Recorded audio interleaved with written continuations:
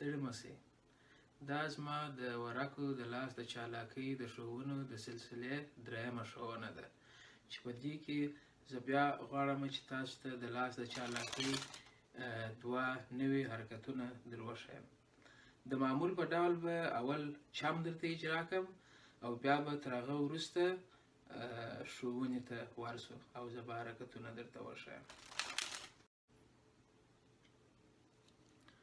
تر هر څه وړاندې د لیدونکي مخې ته دوې مشابه ورقې، مثلا ما دوه جوکران انتخاب کړي دي. که جوکران ونه لري، دوه پاچایان یا دوه غلامان راباسئ او بغل ته یې ږدئ. لیدونکي ته وایاست چې دا زما عسکران دي او د دوی وظیفه دا ده چې ستا ورکه سوې ورقه پیدا کړي بیرته. نو دا بغل ته یې ږدئ، بیا ورقو ته داسې یو څو ګډ ورکوئ. کولای شي چې لیدونکی کاټیا هم واخلي او بیا لیدونکي ته وایاست چې ورقه انتخاب کړه. مثلا لیدونکی دا ورقه انتخابوي. صحیح؟ دا ورقه تاسې په یاد وساتئ.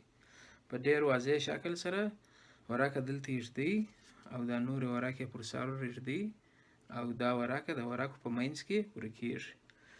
او په دې خاطر چې ښه مطمئن اوسئ چې هیڅ چاته د ورقې ځای نه دی معلوم چې چیرې دی، ورقو ته یو څو یو دوه درې داسې کاټیانې هم ورکوئ. صحیح؟ اوس ورقه ورکه شوه. اوس دا دوه عسکران راباسه او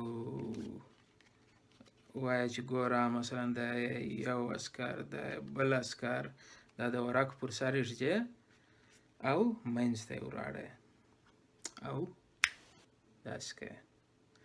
اوس د عسکران په ورقه پسې ګرځي او غواړي چې خپل په منځ کې یې ګیر کړي. دا دی ماته سیګنل رالی چې ورقه پیدا شوه.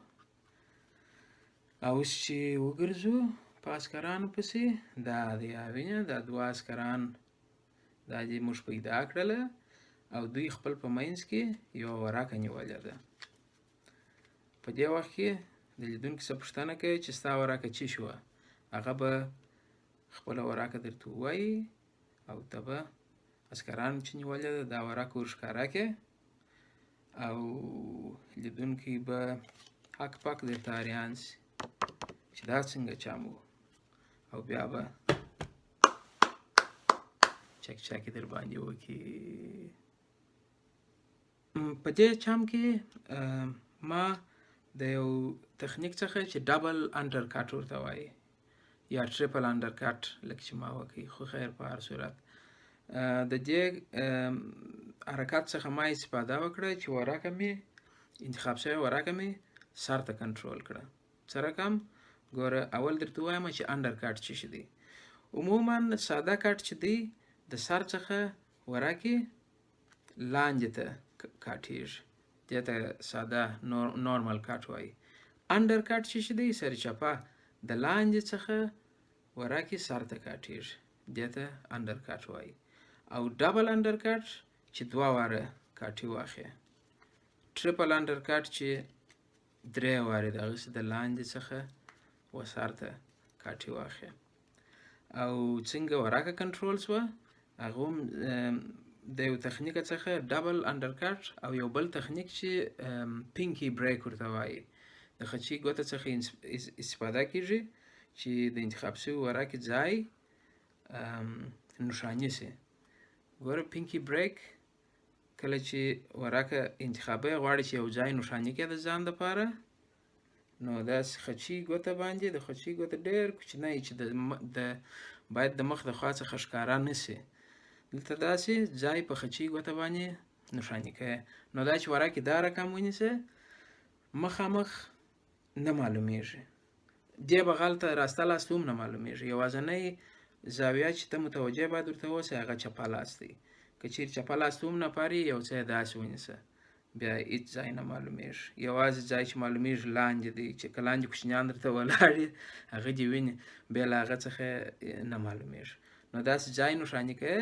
نو څنګه پینکی بریک اول سره کم اخی ورقه کله چې انتخاب شوه، مثلا دا دی د خښتې غلام دا یې ږدي او کله چې دا وراکې پر سر ایږدي دلته داسې په خچي ګوته باندې یو کوچنی بریک د ځان دپاره نیسه. صحیح بریک چې دې ونیوئ بیا تر هغه وروسته دا د خچي ګوتې نښانې په بټې ګوتې باندې داسې د بټې ګوتې د بټې ګوتې دا نرمه حصه دلته نه باسه او ځای نښانې کېږي او بیا د لاندې څخه وراکې و سر ته راوړئ.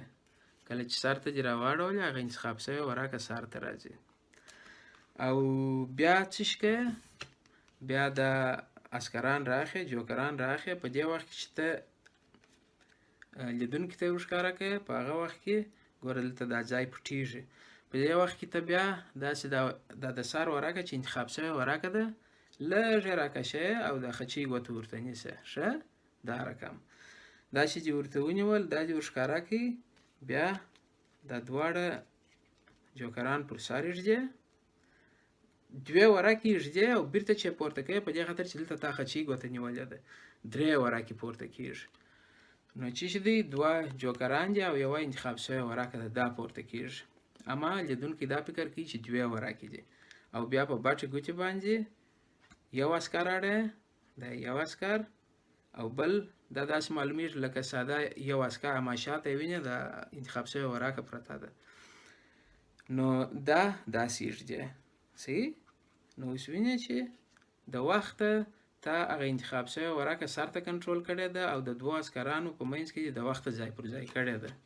اما لیدونکی فکر کوي چې تا یوازې دا دوه عسکران دلته ایښي دي بیا منځ ته کنټرول او نور چې دی ټوله مدارګري ده داسې که نه پسې ګرځي هغه دی پیدا شوه بیا ګورې پسې او بیا یې راباسې. نو دا و دریم چم او د دریم چم ښوونه چې په هغه کې ما د ډبل انډرکټ کنټرول او د خچي ګوتې بریک او بیا تم بریک دغه درې تخنیکونه ما تاسو ته در وښول. نو خدای دې وکړي چې تاسو یو شی ځینې زده کړي که کوم پوښتنې لرئ ما ته په پیغام کې ولیکئ. ښه شپه د خدای په امان.